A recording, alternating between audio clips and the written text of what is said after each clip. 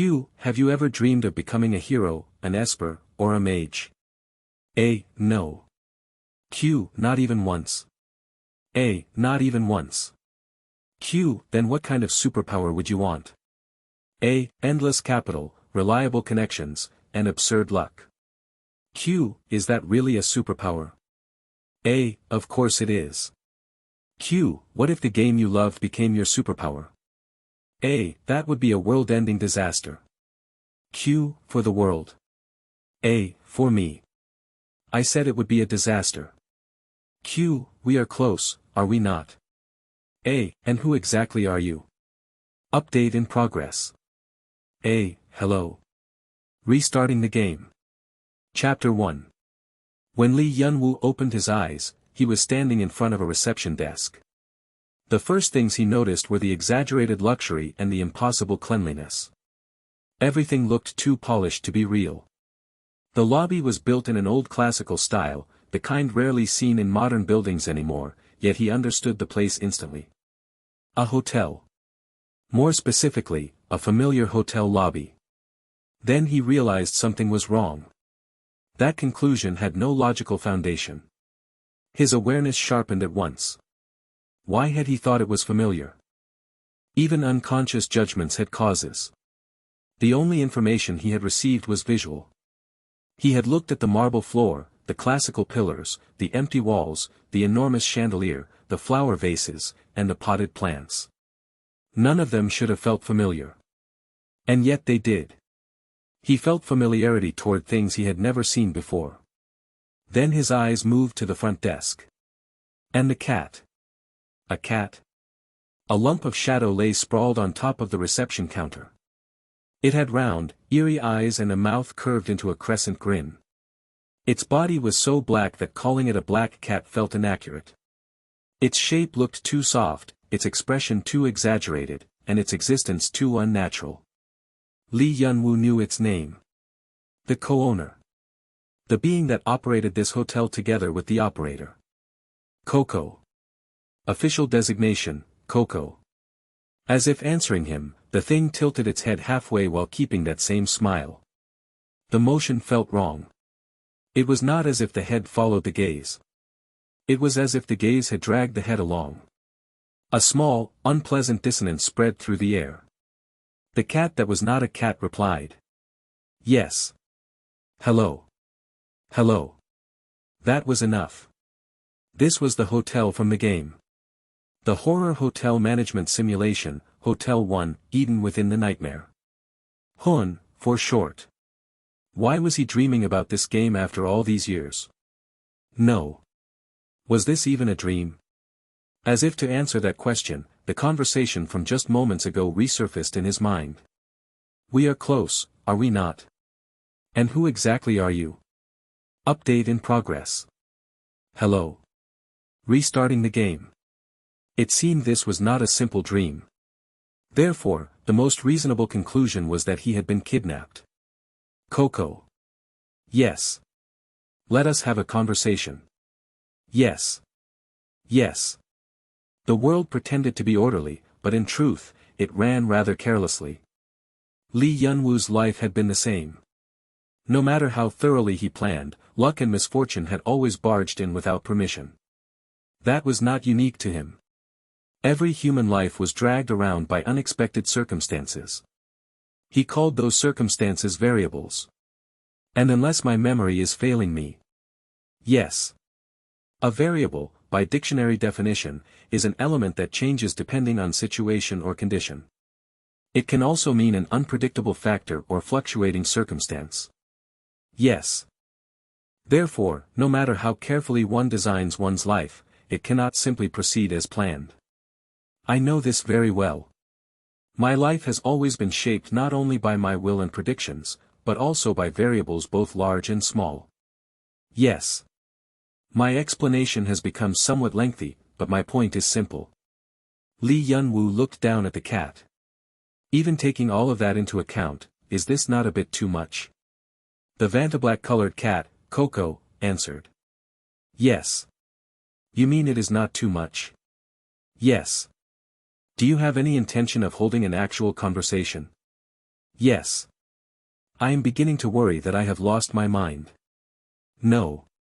It was the 44th day since Lee Yun-woo had been trapped inside the horror hotel from the game. He had just failed his 172nd attempt at persuasion. A researcher in his 40s falls asleep and wakes up as the 19-year-old CEO of a hotel inside a game. Any sane person would understand how absurd that sentence was. On the first day of his confinement, after grasping that impossible premise, Lee Yun-woo grabbed his cat partner Coco and bombarded it with questions. Those under 19 cannot register a business. Will there be legal trouble? Yes. What about human rights groups? This hotel's incidents and accidents are highly likely to violate the Narcotics Control Act and the Medical Service Act. Has that been considered? No. The horror phenomena here could lead to charges of professional negligence resulting in death, assault, and several other crimes. The building also fails to comply with the Building Act, the Fire Services Act, and likely the Labor Standards Act as well. No. Do you, esteemed cat, believe yourself to stand above the laws of the modern world? Yes. I see. Then you are insane. He had never met such a wicked cat. As expected of a horror hotel, its worldview was criminally bold. Naturally, Lee Yun-woo's own opinion carried no weight in the matter. And so, through no fault of his own, he became a lawbreaker. It was one of the most bewildering experiences of his life. You dragged away a man who would have eaten well and lived well if left alone. What exactly is this situation supposed to be? Coco did not answer. It merely stared at him. Even so, Lee Yun-woo made a serious effort to escape. Using only his newly rejuvenated body, he tried everything from climbing out windows to reaching the rooftop. But he could not physically leave the hotel. Do not tell me the windows will not open because the tutorial has not ended. Yes. Then let me ask this. If I complete the schedule equivalent to the tutorial, just like in the game, will the hotel doors open? Yes. Does that mean I can permanently escape the conceptual and physical domain of this hotel? No. Do you hold a grudge against me? No. Then what is the problem? Even if he gathered every scrap of karma he had accumulated in this life, something like this should not have happened. Perhaps the entire universe had pooled its strength and added karma from past lives he knew nothing about. And yet that was not the end of it. Hun was an unfriendly game. It was the type that taught players through death. Even with Coco, the embodiment of the hotel itself, at his side, Lee Yun-woo had died and resurrected more times than he cared to count. I am not old enough to be senile yet.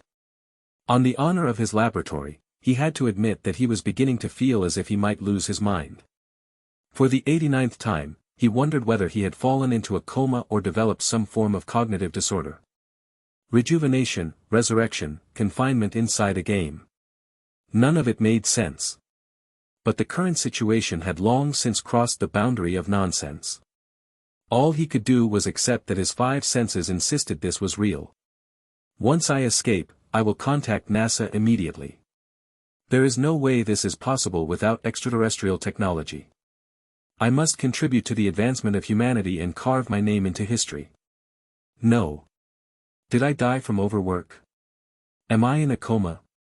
Unless I am lying in a hospital bed as a vegetable and dreaming this ridiculous dream, there is no explanation for my current situation. No. I hope at least a missing person report was filed. I would like to call the police, but at the moment I cannot make a single phone call. On top of that, I have become 19 again, so returning to society immediately would be difficult. No matter how he thought about it, it was absurd. So absurd that even saying it aloud felt ridiculous. Do you want to fight me? No. If you do not want to watch me die from high blood pressure, I would appreciate more sincere answers. I am beginning to feel that blood pressure alone could kill me. On the fourth day of confinement, Lee Yun-woo learned that a person could indeed die from blood pressure alone.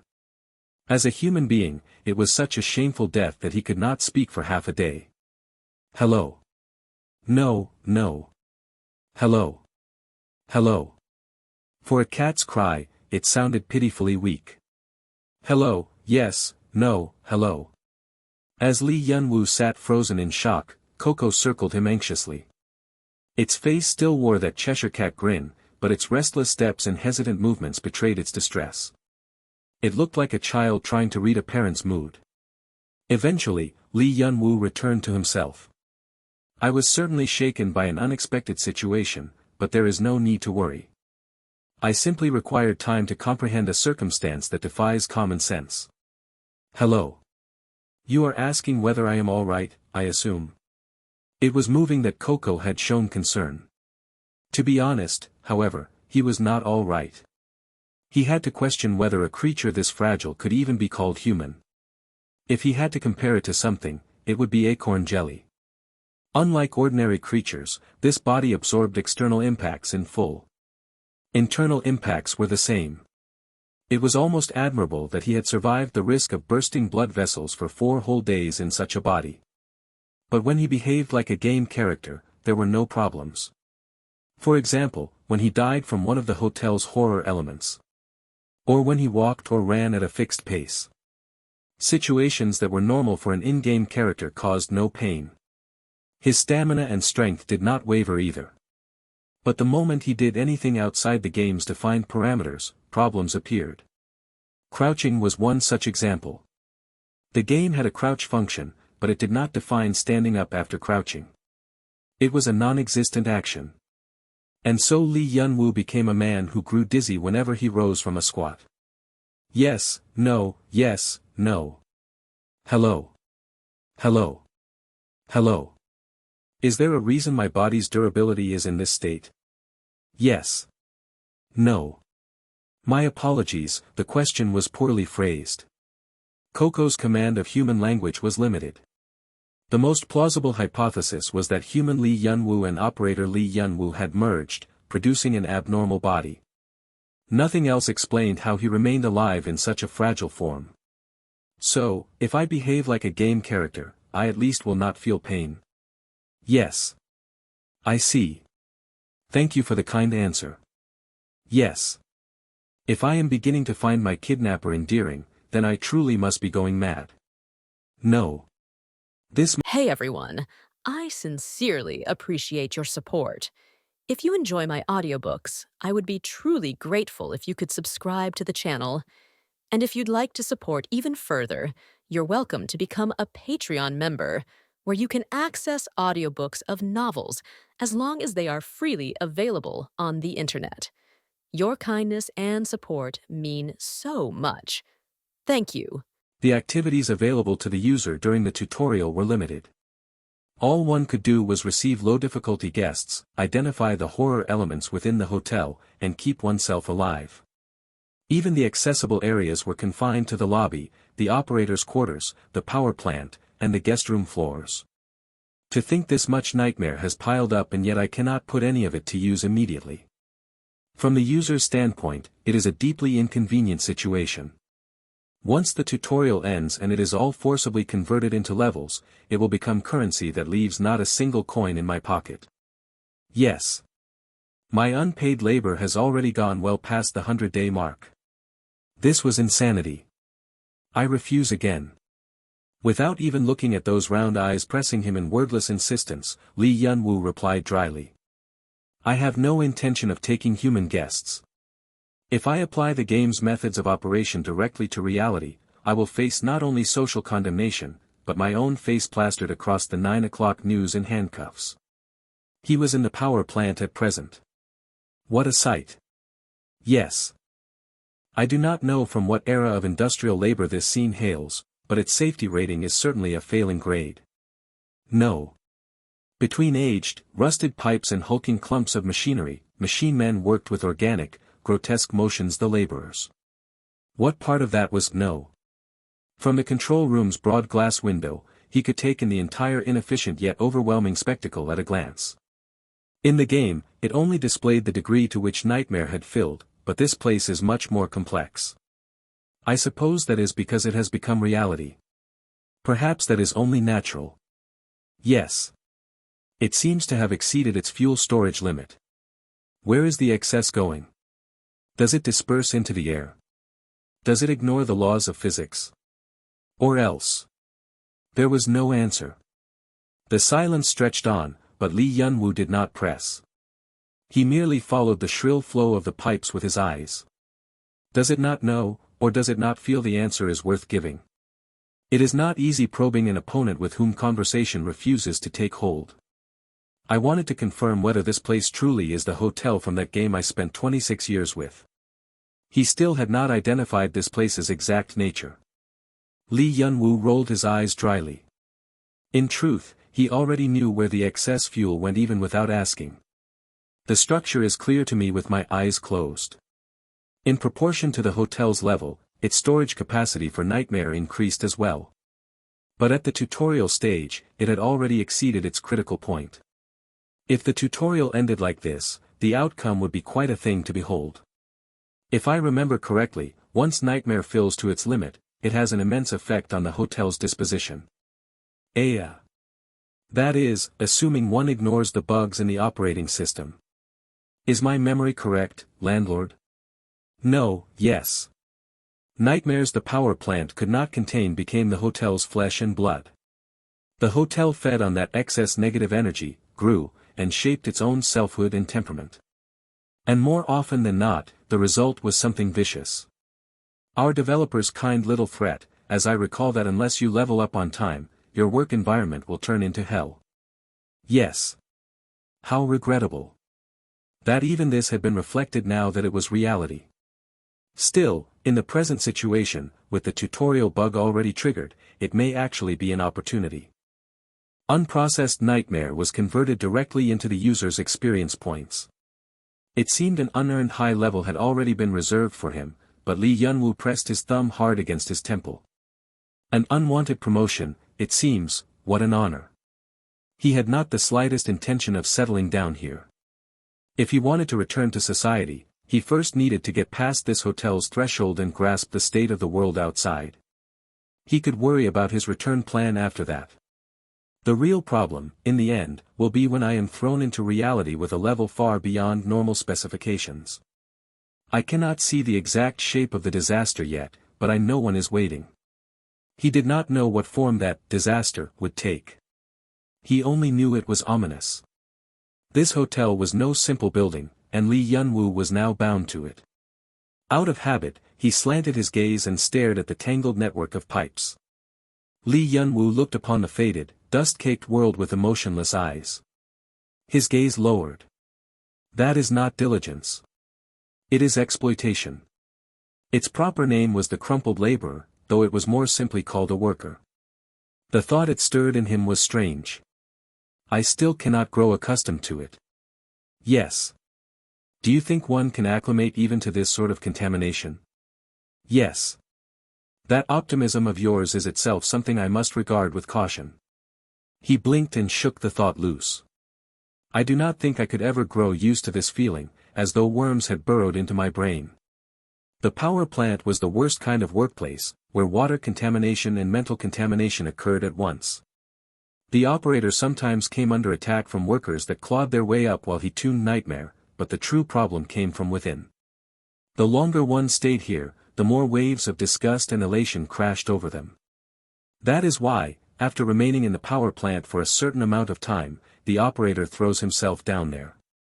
What sort of logic produced that result, he had no idea. Does it make one want to grab them by the collar and fight them face to face? The contamination here was the kind that made one come to despise them. When the disgust and exhilaration reached their peak, yes, I suppose such thoughts might come. If he stayed here longer, he might understand it too. Already, vile feelings were beginning to surface toward those workers. Vermin were things to be looked down on and humiliated, and I had to break them utterly. Ah, wait. Enough. He was being contaminated. He resumed his train of thought in his usual manner. Perhaps it is only because this is still the early stage. It is not terribly difficult to restore my mind to normal, but this is still not a place one can remain in for long. Yes. I had hoped that today, of all days, I might conduct an in-depth interview with our power plant staff, but alas. Labor management harmony, for the peace of all parties dash. He needed to leave at about this point. We shall discuss it next time. Because he was starting to feel like throwing himself in. He returned to his quarters. Outside the window, it was still dark, and it was raining. He wanted to know what lay beyond it. I wonder how my project is progressing. Yes. How my family is doing, how the people at the company are interpreting my disappearance. There were not a few projects I was involved in, so how are those proceeding as well? Yes. You said that I had not gone into the game, but that the game had come out into reality. Even if I interpreted that imperfectly, the situation must be similar. If so, then what has become of me? Yes. There is too much I do not know. He was tired. It was the fatigue brought on by his own incompetence. Lee Yun-woo found it difficult to endure such incompetence in himself. It had already been 100 days, and still he was weak and knew nothing. There is no teacher here to tell me what I do not know. No. No matter how lacking in conscience you may be, I would prefer you not tell me that teacher is you. Yes, no. Is there a teacher here other than you? Yes. That is, interesting news. He had already been running out of things to do.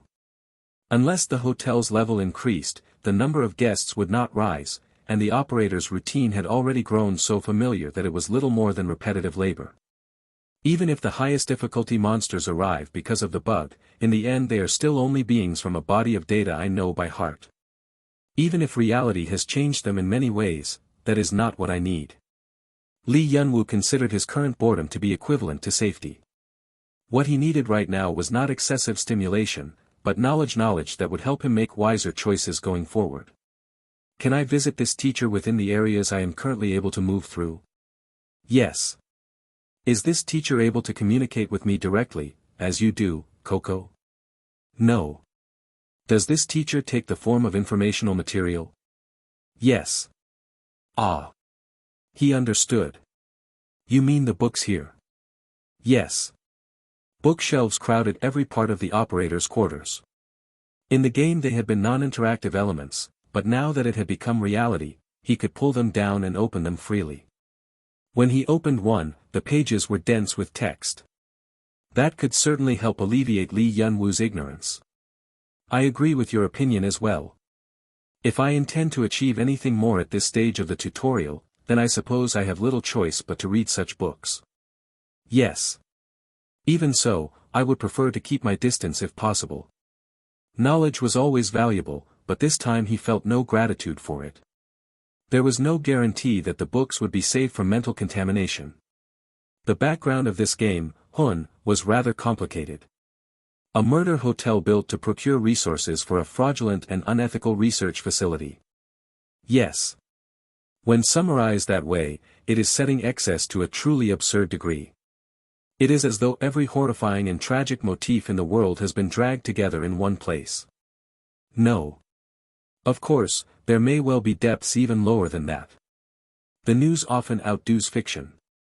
Yes. But I had never thought about it seriously. He pulled a few hardbound volumes from the shelf. Even a casual glance showed they were filled with knowledge he did not possess. That hopeless lack of ethics aside. Behind his lenses, his eyes scanned the contents rapidly. Perhaps it was his imagination, but his head throbbed. In truth, I think most people are like me. Ordinary no, perhaps common is the better word. Very few users seriously reflect on the morality and ethics of a game's background. Especially when the game bore an adults-only label. And yet I did feel affection for this story. Well, naturally. Otherwise I would never have taken the reckless step of paying good money to receive the copyright transfer. I had not intended to go that far at all. No. I like this game rather a lot. It is not the sort of taste one can proudly show off in public, but once a young man just over the threshold of adulthood becomes fixated on something, it can be a fearsome thing. He had started playing this game around the age of 19, just after his study abroad plans were set. From that time onward, Lee Yun-woo had spent his life alongside a game called Hotel 1. It became part of my daily life. Daily life. Lee Yun-woo measured Coco with his eyes for a moment, then smiled. It was a flawless shift in expression. The beginning of learning is imitation. Excellent. Excellent. You are doing well. One good thing about the game becoming reality was that even the parts that had once been impossible to interact with were now accessible. Lee Yun-woo wanted Coco to learn the ways of human communication, and Coco changed in accordance with that wish. It would sometimes mimic Lee Yun-woo's words. He did not necessarily expect that to become a true path of learning, as he intended. Still, he could imagine it. Coco would eventually become far more adept at using human language. Affection and reflection do not necessarily trace the same orbit. I rather like this hotel's setting. I like it, yes, but it was a story that was acceptable only as setting. In reality, it is illegal and sinful. No. That is according to ordinary human temperament and the law. I still do not know precisely what kind of creature you are. The game never explained it clearly either. So I can understand that you do not abide by human ethics. Yes. But there are things I can respect, and things I cannot. Your ethical sense often does not align with mine. Can you understand that? Can you understand that? Sometimes I get the feeling I am conversing with a tape recorder. For now, however, it still seemed able only to imitate human utterance. If there was intent within that imitation, though, then perhaps it could still be called language. Only then did Lee Yun-woo return to his original subject. He looked dryly at the thick books. When one knows nothing, even deciding where to begin becomes daunting. There is nothing good about being ignorant.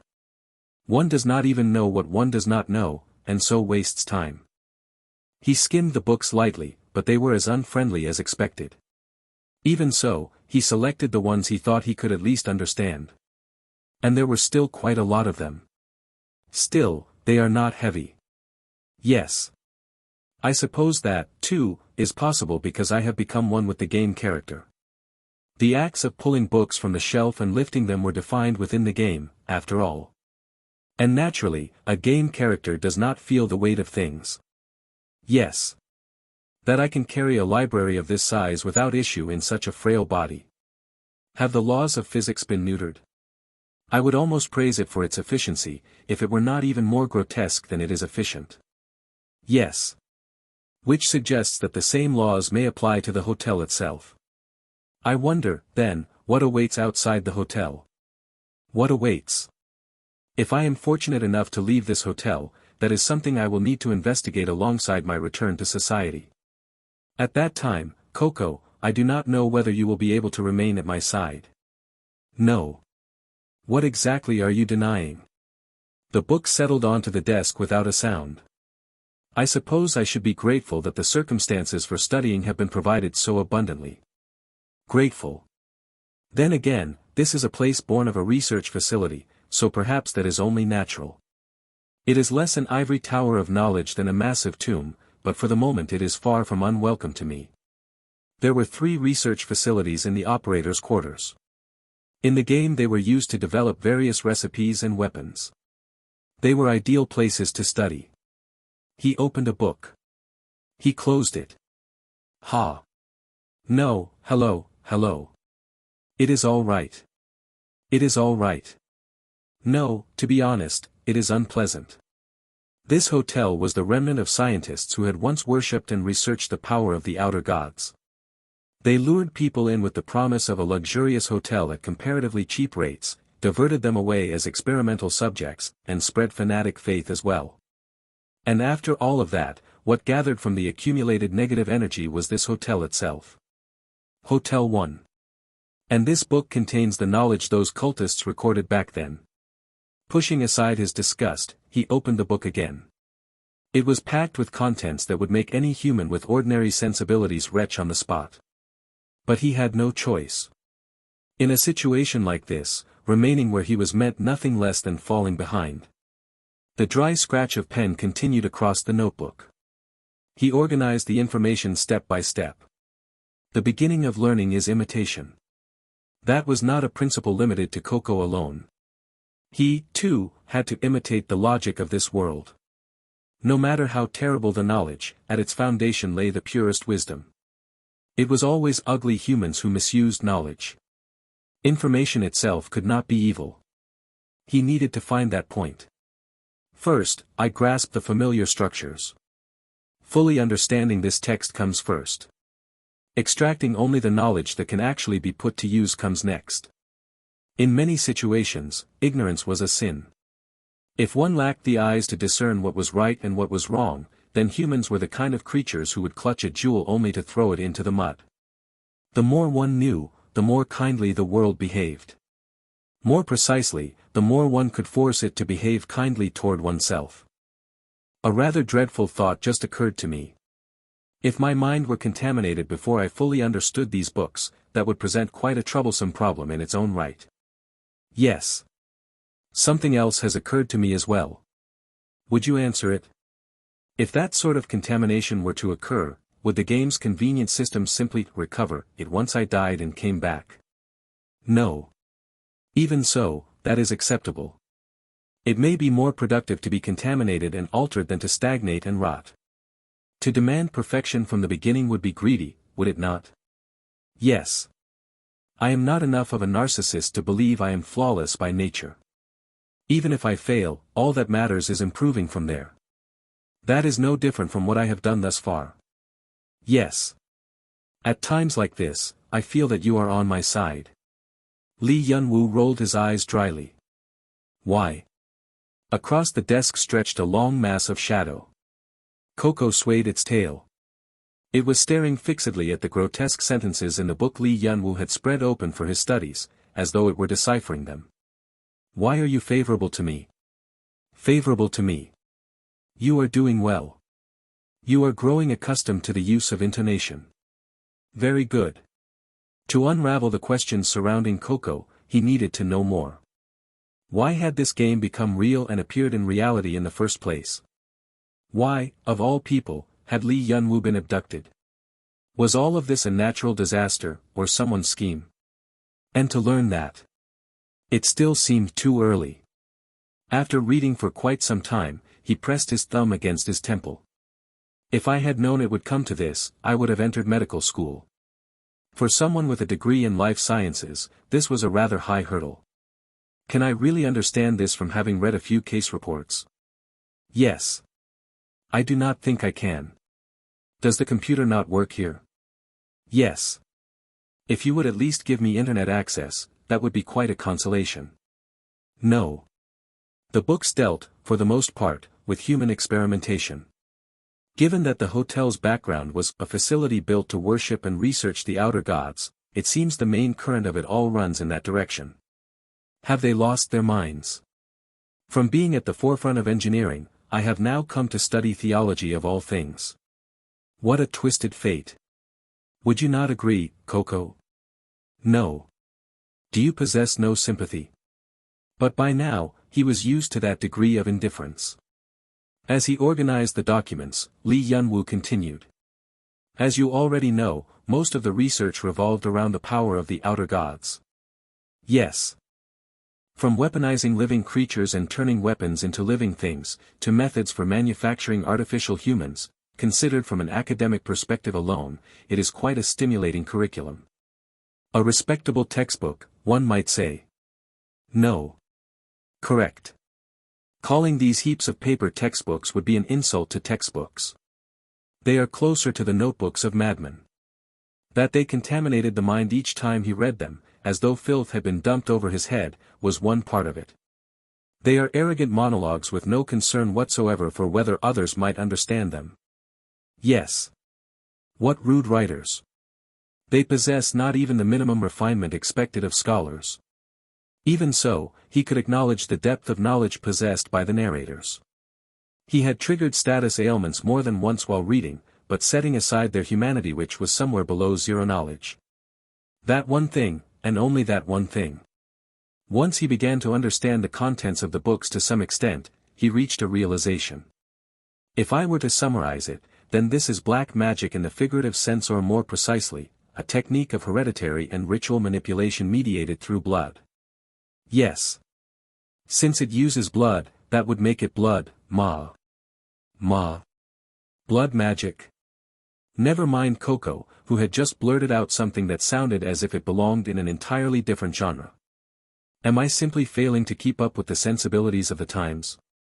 A wave of weariness and skepticism washed over him.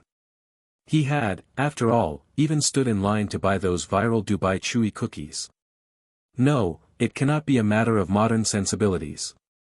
If one really broke it down, these sensibilities had been born long before Lee Yun-woo himself. If he had to define them, they were the aesthetic instincts of the ancestors. Then was the author perhaps in the throes of an especially severe adolescence? No, that was not it either. It was not as though only one author used expressions like black magic and blood magic. Even so, saying such words aloud was a little difficult. It was the kind of material he had not touched even in the most hot-blooded years of his teens. And now I have become the one studying it seriously. At depth it was revolting, and at a shallow level it was embarrassing, so he was being assailed from every direction. That an engineer well into his 40s had to study a subject like this felt like a particularly vicious joke. He steadied himself. My thinking is too rigid. There could scarcely be a more rational name for this field. Come to think of it, perhaps this brutal knowledge was merely clothed in imagery that happened to appeal to some adolescents. And, above all, if my blood pressure rises and kills me again, I am the only one who loses. He was not permitted the luxury of throwing away his life merely because he let his emotions run away with him. Ha! Thinking of it that way made him feel considerably better. More accurately, he made himself feel better. This body could die from emotion alone. Annoying though it was, he had to handle it carefully. He could not endure the humiliation of dying from blood pressure again. For now, I understand that this is not something that can be mastered overnight. Yes. Whatever my prejudices, the knowledge itself has considerable depth. If properly applied, it could prove useful. Yes. Just in case, he added. That does not mean I intend to invite human guests and conduct practical exercises, so please do not misunderstand. In any case, this was not a discipline I could put to use at once. No. What exactly are you denying? At any rate, it was not bad. No, morally it is a failing grade, but as a tool it is excellent. He still did not know where in this hotel such knowledge had been used. He was not at a stage where he could know that yet. Even so, this was the process of exploring a new body of knowledge related to the hotel. The act of resolving one's own questions always brought a kind of exhilaration. If only the content itself were not like this, Lee Yun-woo might have been able to rejoice in a more ordinary way. Which brings me, at about this point, to say the following. Magic. I always thought it belonged solely to fantasy, but apparently it possesses substance after all. A power premised on certain laws and repeatability. If so, then this magic, too, could be classified as a technology. Yes. Coco affirmed it. So it truly does exist. That is astonishing news, in more ways than one.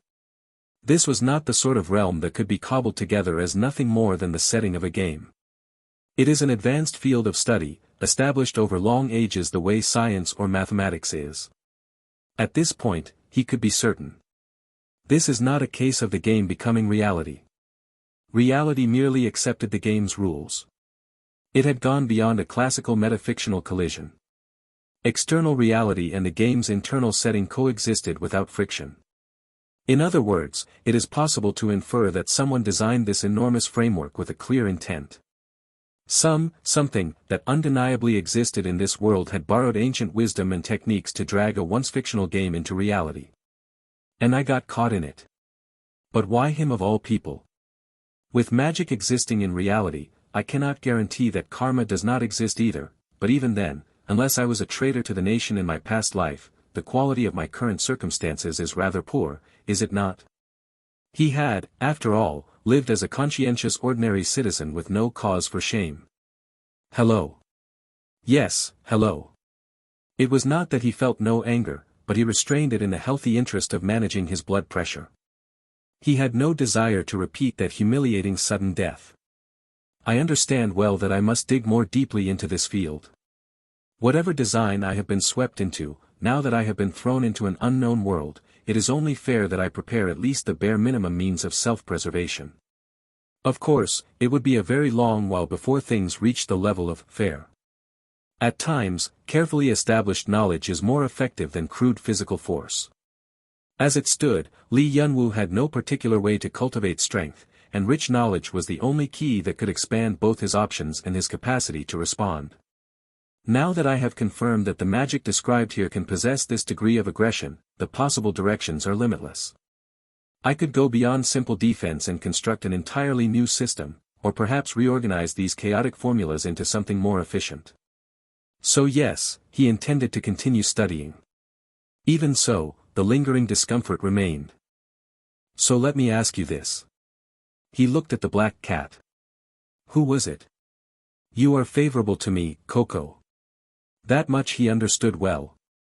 Your values are often far removed from ordinary human morality, so we frequently disagree, but in essence you respect me and treat me well. And yet at decisive moments, there are times when you cannot help me. Why? Who is the one limiting us? If one assumed that a specific functional limitation had been placed on Coco and the others within this system, then that would suggest the existence of an independent structure of higher rules that superseded individual will. Are you trapped here too? I do not know whether you realize it, but our cute little teacher has a bad habit of responding with silence whenever a question puts him in a difficult position. Petty though it may sound, I sometimes find that vexing. I want us to be on the same side, but, who can say? He did not know. When will I be able to leave? Once again, there was no answer.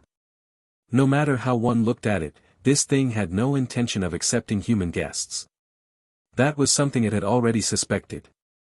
In the end, it had known this would happen. This was that sort of human. One that could not endure its own incompetence. A great many things were contained within its notion of incompetence. Failing to protect others. Causing trouble. Failing to be diligent. Being swept up in circumstances. Everything that lay outside its control. As expected. It has to be you. You. It has to be you. I need you. You. Justification. Justification. Justification. This one must take responsibility for this place. The suitable one. Must seize it. Cannot send it away. Lock it up. The only suitable one. Justification. Necessary. Reason. Disaster. A reason to accept what lies outside control. A choice at the cliff's edge. Legitimacy. Control. The hotel must be maintained. The beginning is important. It must not break. It is needed. It must endure. It must develop and grow. Help is needed. Help. The suitable one. Help me. You can do it. The game. As it was then. It must grow. It will grow. What must be done? Human guest. You. You protect people. Then I will use that. Use it. Use it. Found it. A human guest. Living things read and respond to the world in their own ways. That was what I, as a child, felt to be the existence of reason. It may have been a matter of intelligence. Perhaps a matter of the size or capacity of the brain. We do not understand them completely. But the rules are unmistakable. Rules between individuals. Rules of response. They existed somewhere between language and non-language. No different from humans at all. Yun Wu. A frog laid open at the belly. Lying still. Unable to move. Have you finished already? Yes, teacher. You truly are deft with your hands. You will make an excellent doctor. I'm not sure. That is fine. Dreams are something you shape slowly. Yes. But your talent is truly exceptional. I hope you will not waste it. Talent. At cutting a living frog open. Is that truly impressive? To cut into living flesh for the anthropocentric gain called experience. That such an act could be called talent. I thought it a little strange. But perhaps it belongs to a realm I am too young to understand. The adults called me clever, a genius with many gifts. I did not dislike such praise. The more favorably they judged me, the more benefits I stood to gain. But as I looked at the frog, its pounding heart laid bare, I thought. I killed a person today. One humans had defined as a frog. A palm-sized person whose eyes had met mine yesterday through the small tank. The morning of day 180 was distinctly unpleasant. Hello. Lo. Now that is a reaction I have not seen before. Coco had curled up like a cat confronted with a cucumber. No, more precisely, it would be more accurate to say it had simply become a round lump. It looked something like a slime seized by terror. For something wearing the form of a cat, it was excessively amorphous, almost ridiculous. Still seated on the bed, he picked Coco up. Hello. Hello, hello. Lo. The softer its voice grew, the smaller its body seemed to shrink. The black, squishy cushion-like thing nodded busily as it read his mood. The response made it easy enough to guess how dreadful he must have looked. I had an unpleasant dream. Hello. It is not as though things are truly bad. The lukewarm warmth against his palm gradually pushed back the unpleasant afterimage.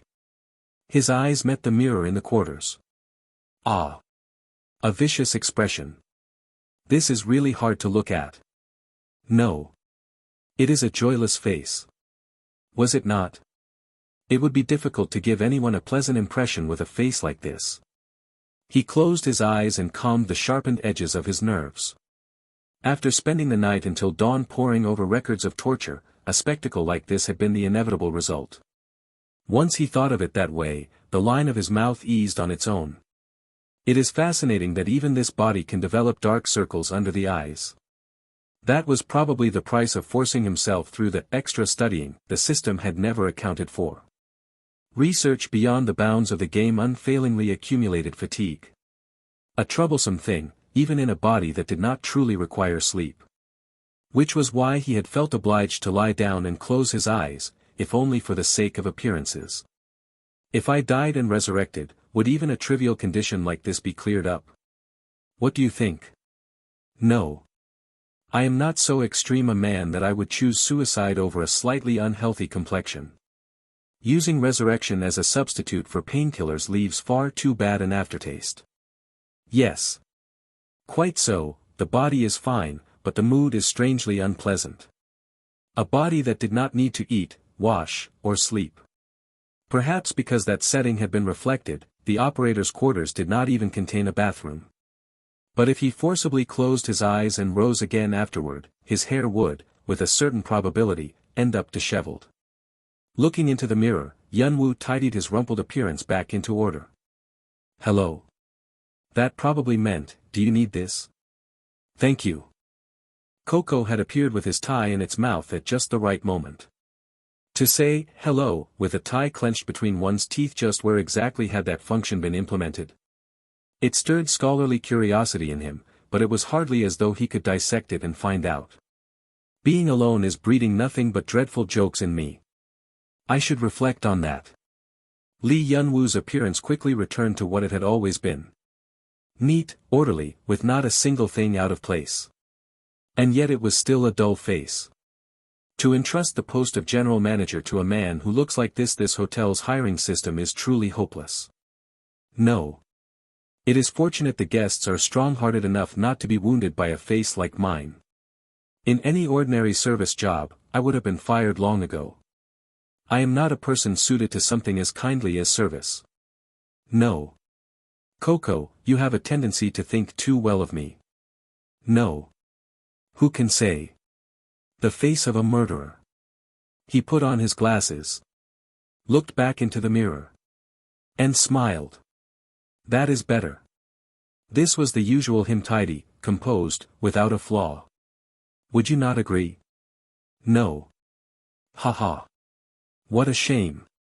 Apart from the fact that he had dreamed for the first time in a long while, it was a day with nothing especially remarkable about it.